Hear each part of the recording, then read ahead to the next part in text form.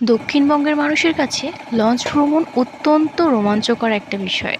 যারা নিয়মিত লঞ্চ ভ্রমণ করতে অভ্যস্ত তারা এই বিষয়টা সম্পর্কে অবগত আছে।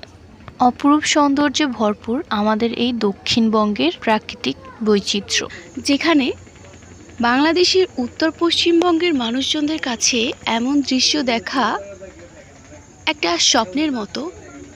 মানে এরকম দৃশ্য দেখতে হলে বিভিন্ন জায়গায় ঘুরতে যেতে হয়। সেখানে আমাদের অর্থাৎ দক্ষিণবঙ্গের মানুষদের কাছে এগুলো ডাল ভাতের মতো। মন চাইলেই আমরা নদীর পাড়ে চলে আসতে পারি আর লঞ্চে উঠে ভ্রমণও করতে পারি।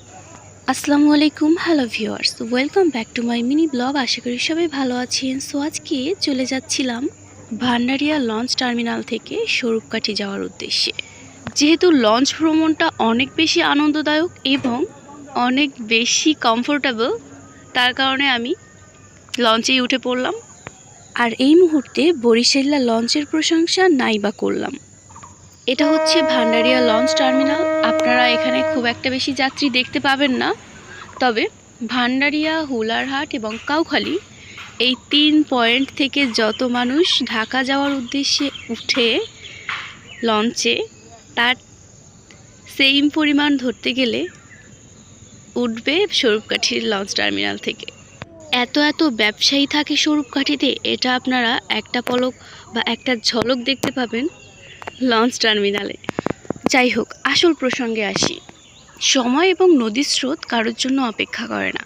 ঠিক যেমন এইখানে এই যাত্রী উঠতেছে লঞ্চে, এই যাত্রী জাস্ট 2 মিনিট লেট করে আসছে, যার কারণে ওনাদেরকে না নিয়েই কিন্তু ভান্ডারিয়া লঞ্চ টার্মিনাল থেকে লঞ্চ ছেড়ে দিয়েছে। যেখানে লঞ্চ তার যাত্রীর জন্যই অপেক্ষা করতে রাজি হয় না, সেখানে আমার কি কারোর জন্য অপেক্ষা করা উচিত? এটাই আসল পয়েন্ট। আচ্ছা, আপনাদের মধ্যে কাদের নৌভ্রমণ অনেক বেশি পছন্দের তারা অবশ্যই কমেন্ট করে জানিয়ে দিন ভিডিওটা দেখার সাথে সাথে। আর হ্যাঁ, এই যে চলে আসলাম বেগুটিয়া ব্রিজের কাছে, যেটাকে বাংলাদেশের 8ম চিনমৈত্রী সেতু বলা হয়। আর হ্যাঁ, দক্ষিণবঙ্গের মানুষ হয়ে আপনি যদি লঞ্চ ভ্রমণ করতে গিয়ে ঝালমুড়ি না খান, তাহলে এই স্পেশাল ঝালমুড়িটা সত্যিই আপনি অনেক বেশি মিস করবেন। দক্ষিণবঙ্গের মানুষ হয়ে আপনি যদি লঞ্চ ভ্রমণ করার সময় এই ঝালমুড়িটা না খান, তাহলে আপনি অনেক বড় কিছু মিস করবেন। কারণ এটা সত্যি খুবই স্পেশাল। এদিকে ঝালমুড়ি খেতে খেতে বেগুটিয়া ব্রিজটাকে আমরা ওভারটেক করে চলে আসলাম। আর আজকের ভিডিওটা এ পর্যন্তই। সবাই ভালো থাকবেন, সুস্থ থাকবেন। আর হ্যাঁ, যারা এখনও পর্যন্ত আমার ইউটিউব চ্যানেলটাকে সাবস্ক্রাইব করেননি তারা দ্রুতই সাবস্ক্রাইব করে দিবেন। ডেসক্রিপশন বক্সে থাকবে ইউটিউব চ্যানেলের লিঙ্ক। আর আমার ট্রাভেল ব্লগগুলো আপনাদের কাছে কেমন লাগে অবশ্যই কমেন্টে জানাতে ভুলবেন না। লেটস এনজয় লঞ্চ ভ্রমণ।